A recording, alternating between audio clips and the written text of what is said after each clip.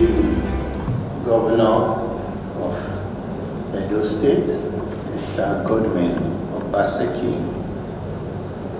Your Excellencies, distinguished ladies and gentlemen.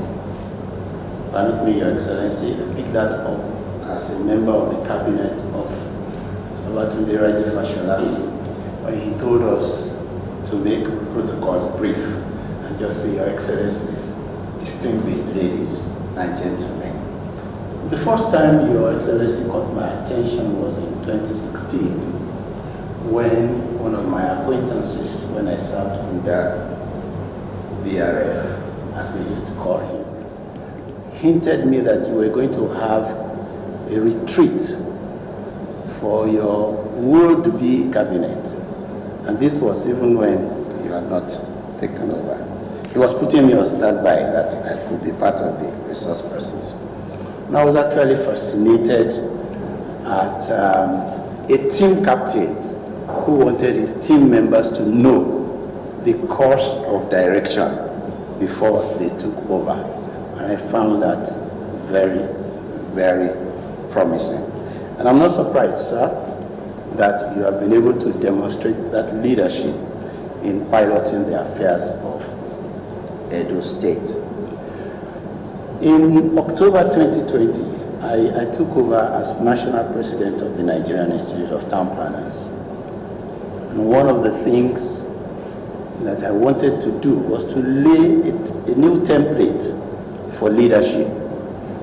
And I had discovered that an average member of the Institute sees his president only twice in a year.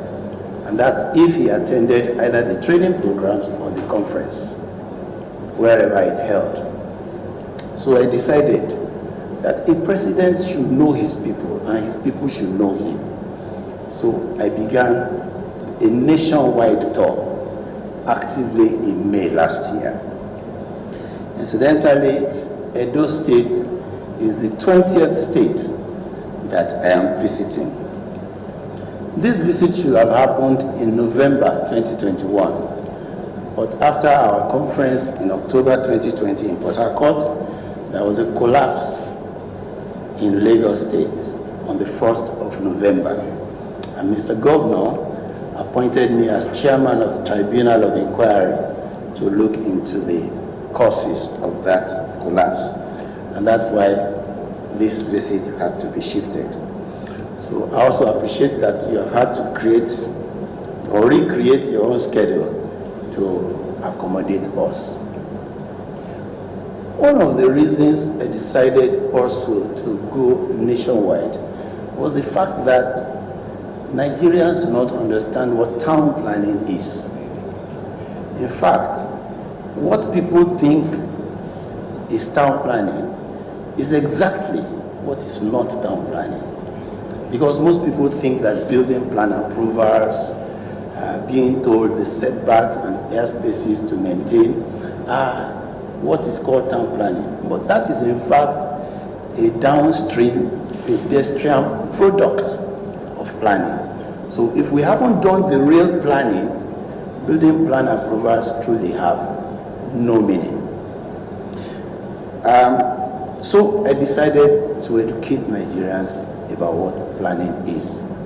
But let me say, sir, that the amount of education I've given to people will be limited here because I'm seated before someone who is already a convert of planning. So what I'm here to do is probably to make you run faster if you have run before, to make you run faster. If you have flown before, to make you fly higher, so that you can sharpen your cutting edge and deliver more results. So, Your Excellency, I want to thank you for the strides you have made in changing the development narrative in Edo State. And I wish that the remaining part of this journey, you will receive God's speed and do better than you have done before. Nigerians do not understand the sequence between planning and development. And I want to thank you for establishing the Ministry of Physical Planning and Urban Development. By the way, you have a very cerebral commissioner in that ministry, because I was there yesterday. But one of the things that attracted me was that was the ministry I served as a commissioner, physical planning and urban development. But what we have done most times is that we have done development before planning. And there's a sequence. The sequence is planning and then development. It's like the sequence between thinking and speaking.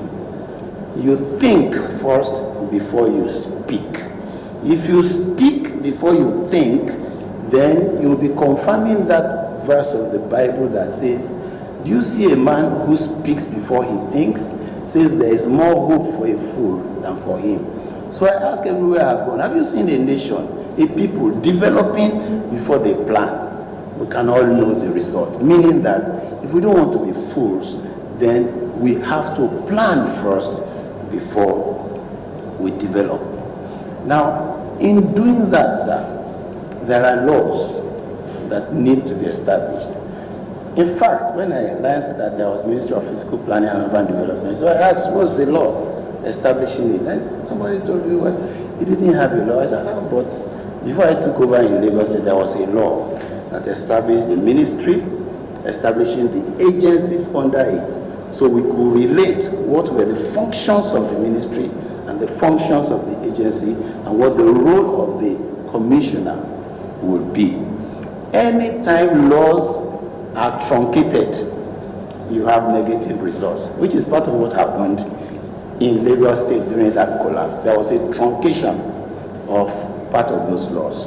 So it's important that there's a law establishing the Ministry of Physical Planning and Urban Development. Secondly, in 1992, the Nigerian Urban and Regional Planning Law was enacted. It was then a decree, but in 2004, it became an act of the Federation of Nigeria, Cap 138.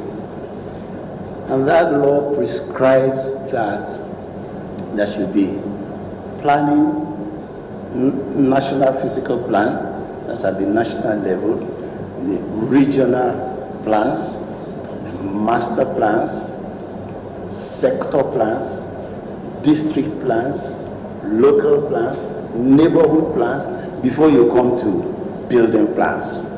Many times people think that once they have done master plan, because the name is master, they think that's all. But a master plan is indeed just a blueprint. It's like when you are in the aircraft, very far off, sometimes you wouldn't even recognize what is called Nigeria. But as you come lower, you begin to see features, you see vegetation. As you come lower, you discover that those things that are looking like white patches on the floor are actually cattle. You begin to discover vehicles moving, begin to discover human beings, and by the time you land, you are face to face with the terminal building. So planning goes from the general to the specific, which is why you are doing the right thing by having the regional plan of Edo State. What will the regional plan help you do? It helps you to take, in one glance, the whole of the communities, the whole of the cities, towns, villages, hamlets in Edo State and how they connect.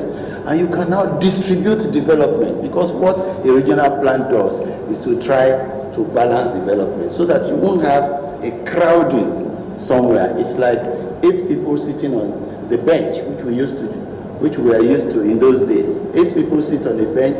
As they get up one by one, when it remains one person, it tilts. Why? Because there is pressure on only one part. So it's the same thing when we begin to develop only one city in a whole system.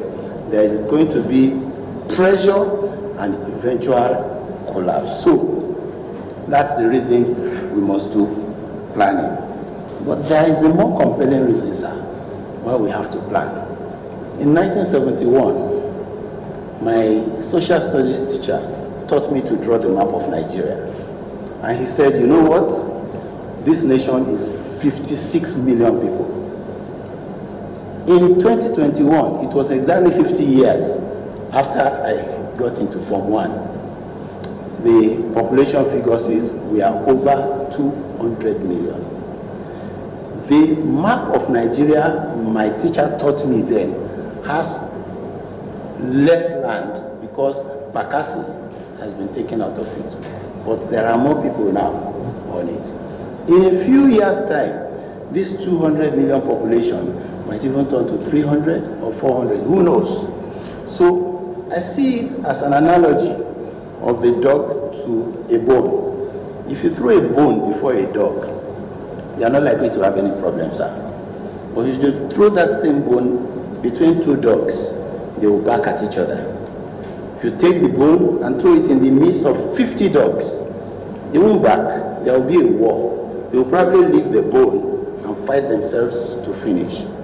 I'm trying to look at this within the context of Nigeria, where so many people looking for land for farming, looking for land for grazing, looking for land for schools and things like that. If we do not sit down and plan, because when any resource is insufficient, what to do is to plan it. And nations like Singapore have a lot of stories to tell us. They were like us, developing two floors, but they had a policy. The policy that no Singaporean must go homeless. I'm praying that, I was going to say Nigeria, and I'm looking forward to that time when no Nigerian will go homeless. It will be confirming part of our first national anthem. In verse 3, it said, help us to build a nation where no man is oppressed. So Singapore was developing 2 floors, and because of that policy, they realized that they were not going to achieve it on their national land. And no nation expands into the other nation. So what did they do? They pulled those plots together and built 10 floors. Sir, by the time I was visiting Singapore for the second time in 2012, from a project, they were showing us the last set of 10-floor buildings that had not been demolished. Why? Because the previous ones had been demolished, and in their stead, they have 30, 40 floors. I'm sure by the time we go back now, those ones will not exist anymore, because government has a policy to house all its citizens. Anytime government has a policy, you have regularity in buildings. The buildings will be of the same height, the same shape, the same color. They can repeat the model from one estate to the other. They can repeat the model from one town to the other. Just like when you go to UK, what you see in Liverpool is what you will see in London, what you will see in Manchester. But when that aspect of government is absent, when government refuses to take responsibility, people resort to self-help. They provide houses for themselves, and they will do it based on the funding that they have. So someone might have opportunity to do 10 floors. Another person has bungalow by his side. Another person has 6 floors. Another person has 3 floors. And we have a staccato of heights. And then we justify that young Nigerian musician who was going to sing and didn't know how to describe Nigeria. He said, Nigeria, jaga jaga. So these same people will provide electricity for themselves. These same people will sink boreholes. Even when geologists have told us that there could be subsidence when every one of us has his own borehole. But who cares? Without water, there's no sanitation. So people have to do self-help. The reason that all of this has to stop is that the end may not go well for us. And the only way we can arrest this is through planning, which is why I have come before you. And then another thing I was going to say, I'd like to appreciate you for the 30-year development plan, the regional plan, and the master plan for Benin. The first thing to note is, after that master plan is done, it has to be broken into the various sectors, the various districts, the various neighborhoods. And to say, sir, that we have Nigerian planners who can plan Nigeria. I understand that sometimes our administrators go beyond our borders, thinking that we do not have enough experience. But I say, in the lighter mood, that all of us don't have experience. We are all learning. Before you became governor in your first term, you had never been governor before. So your coming here was the first time of being governor. So if we had confidence that you should lead us, then you should have confidence that professionals here will start, they will make mistakes, they will correct those mistakes, they will move ahead, they will make mistakes again, they will correct those mistakes, because every society that has developed was developed by its own professionals, and I do not expect less from Edo State. Mr. Governor, sir, we also have an initiative that we pressed to the Council of Establishment based on some of my ideas. You know, it's the responsibility of government to plan. You only have town planners as your tools to use. Just like it's the responsibility of government to uphold law and order. There's a judiciary system that runs it. It's the responsibility of government to secure lives and property.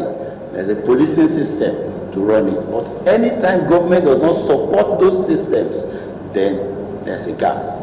I hold that for every state, because the land of the state is vested in the governor based on the Land Use Act. The governor should be the town planner general. But because the governor didn't study planning, they should have someone as town planner general.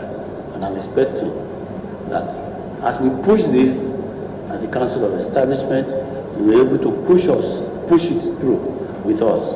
And that as we go from here to other stakeholders, I wish I could say this before Governor Buhari, I wish to say it before other governors. You are the 8th governor I'm meeting, and I'm hoping to meet more. Mr. Governor, I want to thank you for this privilege, and hope that at any point where you need us at the Nigerian Institute of Town Planners, we will be waiting to assist you. Before I conclude, sir, class captain, DRF, encourage every one of us to put our experiences in paper, on paper, to document our experiences. And I did mine, which I call Service with a Difference, Memoirs of Diligent Stewardship, which I'm proud to present to you, sir.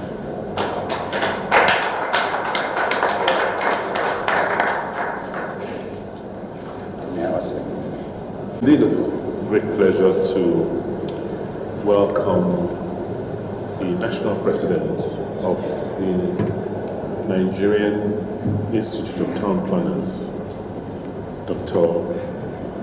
Lutoyin, and members of the association, both at the national level and in our state. You are indeed a teacher.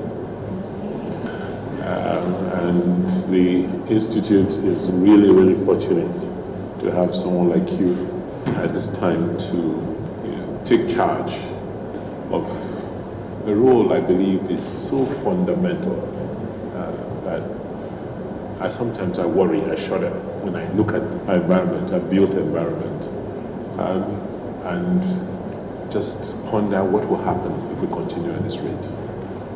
Town planner Lauren Femi was with me here about 10 years ago, and he knew how I used to lament.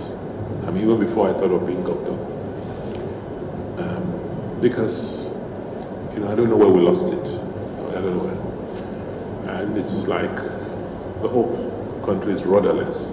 Because if a physical space is not planned, then everything else will follow that route. We were looking for, it first showed me the master plan for, has there been any for Edo, maybe Midwest region, and then bend down. And it's expired, more than 2 decades ago. So we're glad that we have someone like you who has both a professional and practical experience leading this association. When I got the notice that you were visiting, I clearly I told my scheduling staff to clear whatever I had to make sure we met with you. Because this trip is so timely, and I thought, okay, I'm sure people like Law Premier and Yamu Code have linked to you and say, come now, and just the government is trying to do something. For us, we are not waiting for the country. In fact, the country needs help. and they need to see sub-nationals like us begin to take a lead. You did fantastically well in Lagos, but Lagos is an aberration. It's an outlier state, and there are at least 24 other states with similar characteristics and size like us who can learn from our experience and in what we're about to undertake. I think one of the biggest challenges, well, not challenge, concerns people have is that they say, look, as a government, you've done well, you are doing well. But how do we sustain what you beyond you? And I'm saying, okay, the only way, you can't guarantee sustainability.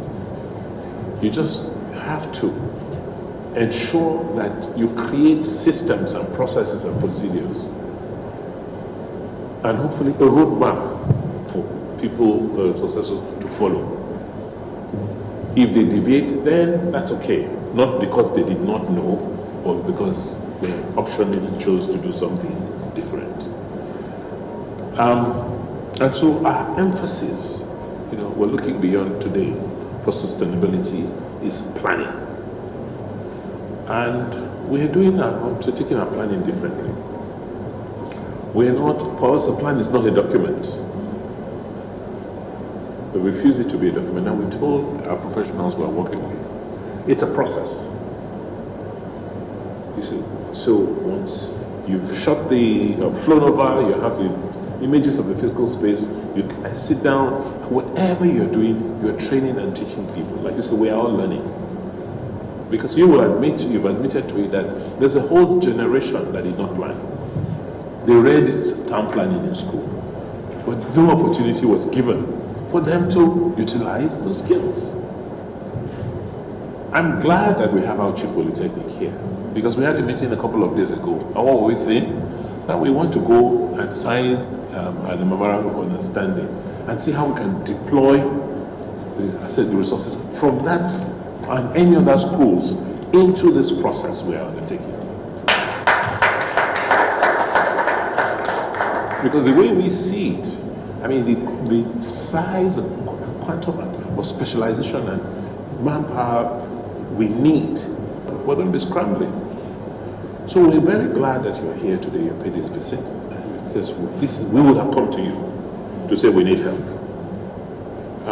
Because we are foraying into urban planning with a different mindset. Like I said, by the time we finish, like was done before, this document will be cascaded down to children in the primary schools so that they can envision their future. They know where the water bodies are. They know how water pipes are going to be constructed into homes. Because you have a generation of children who don't really know that pipes bring water into homes because they've never seen. They think water is only obtained from boreholes because they've never seen water schemes for areas, shared water, schemes. And so it's, for us, we have no illusions about the enormity of the task. We are committed to developing a world-class regional plan, master plan, and urban plan, both for the physical space and for our socio-economic realities before we leave. And these will be the underlying instruments, the groundnut on which budgets will be based. Of course, they are living documents and they'll have to be revised as we go along. Yes, we may not have promulgated a law, but started working on something almost 10 years ago, and we've been going back and forth because we need help. Because we need help, we need assistance in finalizing. Yes, we've spinned off, we have the law for GIS, we had the law for, okay, what do we now do about fiscal planning? What about how, we just need support and assistance to put it all together. And we've not been particularly fortunate. Like, when the generation of the law firm is retired, they left us with little or nothing. So we've been struggling. And we want to stop this whole issue of self-help. We're committed and we have the will to. We have the mandate of our people to. You can't understand what's going on with our communities. It's mayhem, it's war every day.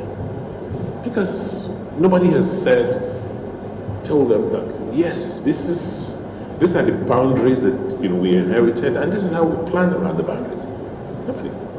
You just see tomorrow, somebody just brings the bulldozer and cut through your farmland, and the next thing is laying it out.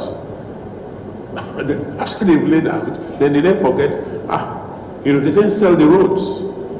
What they laid out themselves. They would sell the roads and sell access into the place. Not to talk about, in fact, I forgot that there will be schools, there will be hospitals, there will be government. That's how our cities have just been mushrooming into slums. So we are very, very aligned. Like you said, there are people who have been more fortunate than us, countries, communities, where they have developed these skills farther than we have. And if we're striving to be the best, I think it's only fair to learn from them. So when we bring them in, and we made it very clear that only us can plan for ourselves. But that doesn't mean that we do not need help and assistance of those who've done it before. And so we are very aligned with you that, look, we're all learning.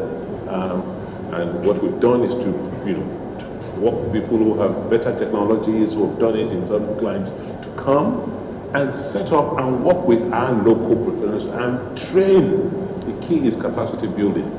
Build a whole body of experts and upgrade the skills of those local, so that we have what we've done. If we're successful, there are 25, 36 or 35 other states that may need this sort of services and help, and they'll be there. They'll be busy.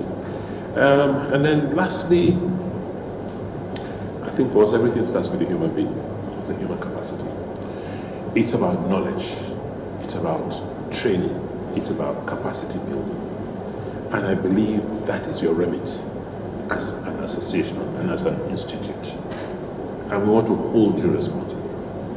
That we would like you to send a technical team. We want to partner with you on our planning project. We don't want it to be just orphanage visits.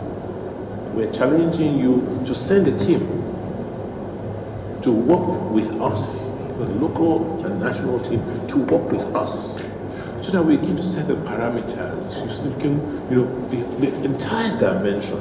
It's like we say, it is core to our development. If we don't get this right, if we don't do it, we're not going to go anywhere. So God has put you, in this role at this time. He has his reasons why, and I'm saying, look, I've thrown the challenge back to you. We're waiting.